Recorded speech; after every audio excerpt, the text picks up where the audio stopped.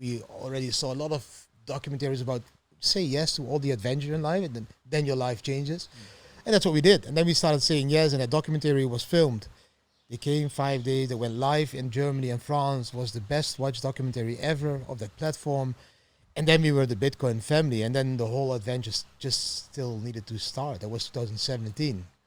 Yeah, So from that moment, it still hasn't been the euphoria hasn't even begun on the price of Bitcoin. At this point, it's still not 20,000. no, at this point it was 3K, Yeah, went yeah. to 6K, came back to 4K, was almost going to 9K. People were telling us, it's gonna crash, it's a bubble, it's this, it's that, and we were like, we don't care. We lost completely the importance of money.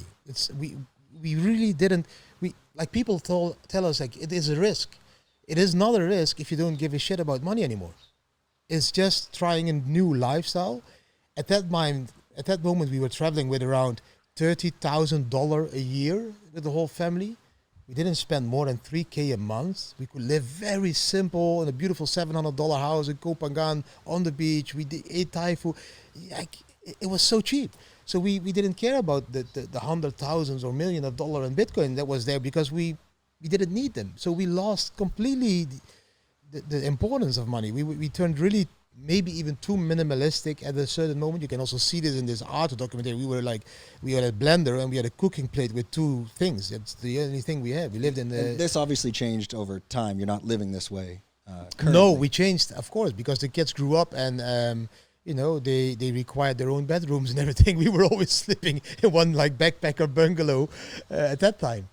And then we just started to monetize the brand, and I went back in the affiliate system because I had online casinos, so I knew what affiliate meant.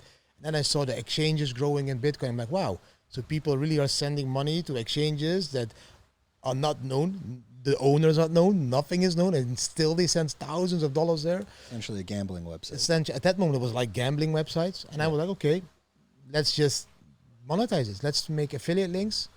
Let's start to invest in these exchanges. And that's what we did. And then the Bitcoin family brand started growing. Yeah, it's a very long story. But by now, we even have our own Amazon Prime series. Yep. It went live in the Netherlands. It's now going live internationally. And the Bitcoin family brand, we are still minimalist in the core of we don't own houses. We don't own cars. We don't own nothing of value. But we are filthy rich because of Bitcoin. Well, I think at a certain point, you would need a large enough Bitcoin bag to be able to, let's say, convert into fiat and be able to rent at that level to still live a certain lifestyle.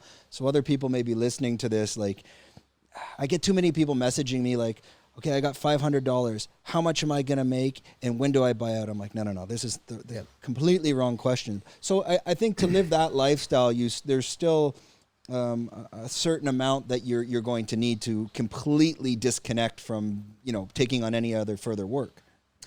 No, it's not like that. It's not only the amount. It's like, I think it can be done with way less than people think it is. It is the mindset. So most people that are in this industry, in this crypto industry, they are in it to make money and to put that money again in the bank account. So they don't understand the true fundamental of Bitcoin. The Bitcoin is fighting the centralized banks. It's fighting the centralized entities that are putting inflation on you, that are keeping you poor. That's essentially the core task of the government and the central banks. Keep you poor. You need to be running the hamster wheel. So Bitcoin is going exactly against that. So the mindset of people is, I trade and I make US dollar or euro. That's stupid. That's like the most retarded thing I've ever heard. We are all in Bitcoin. We don't have bank accounts already. For 7 years, we travel unbanked. All in Bitcoin means our core capital is Bitcoin. If we need Thai baht, we switch a little bit to Thai baht. And if we have Thai bahts left, bam, back to Bitcoin.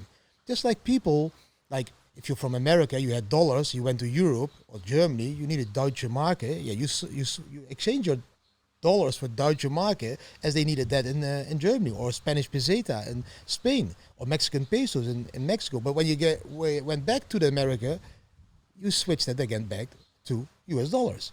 That is how we treat Bitcoin. That is our core capital. Yes, it goes up and down, but in the long term, every 4 years it goes up, and every 4 years the bottom is higher and the top is higher. So if you can just see through the volatility, you don't have any need of exchanging bitcoins to fiat currencies anymore. Because we are all, volatility of currencies has always been there. Like when I was young, I went to Spain. I got like for $10, I got 1,000 pesetas. The next year I get 1,600 pesetas. The next year 1,200 pesetas. There's always been volatility for us. Yeah, but people don't understand it's a very complicated conversation. I mean, it's very easy what it is. They print money, therefore your dollar's worth less. That's it. You kind of follow this Jack Mahler approach, and I do as well, where I use my credit cards for everything. I don't have cash, and then I pay them off with swap Bitcoin at the end of the month. So I'm actually shorting the fiat every month, and then doing a dollar cost average. And I try to explain this to people, and they're like, "Yeah, but I need $5,000 this month." I'm like, "If you use that strategy for 10 years, you're making money." They don't understand. It's very difficult to explain to people this whole dollar cost average in and out strategy, and they look at it. People are still stuck looking at Bitcoin as the next gold or the property, and essentially, Bitcoin is Bitcoin. There's nothing else like it. It is your escape from the fiat currency system. That's exactly how I tend to look at it as well. I think it is the gateway to freedom. Yes. But that's for everyone different. So I try just to educate as much as possible to people about this, and that's what we still do as a Bitcoin family, because I shouldn't be working that much anymore, because I should focus more on other stuff. But I think at the moment I'm still young enough to focus on this, supporting this peaceful revolution, and then at the end there will be time again for me to. I think on the flip side, we won't even go down the Peter Schiff road. Playing devil's advocate, I've always had one concern for Bitcoin, and I think we always see this video out there, who is Satoshi Nakamoto? Yeah. And then you see when they reverse engineer the name in Japanese to essentially centralize intelligence. Yeah. I lived in China 6 years, so I can verify actually the characters mean that.